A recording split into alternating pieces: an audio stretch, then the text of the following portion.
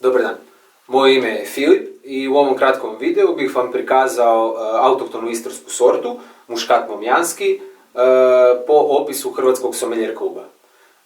Znači, vino je bljedo slamnate žute boje sa zelenkastim osjajom, prozirno je i gusto je. Na nosu kakvoća je fina, osjete se primarne note muškata, potom imamo notu breskve, notu zrele jabuke, malo medenih nota i također imamo malo orašastih nota.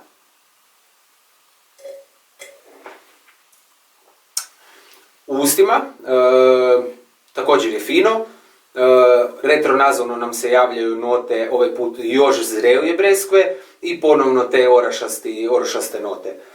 Vino je poluslatko, toplo je i mekano, ima ugodne svježine i ukusno je. Laganog je tijela i uravnoteženo je. U dobrim uvjetima čuvanja, vino je spremno, ali u dobrim uvjetima čuvanja moglo bi potrajati još godinu do dvije.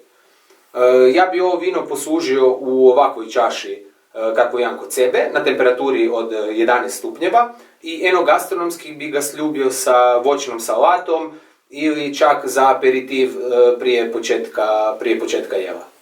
Nadam se da ste uživali i živjeli.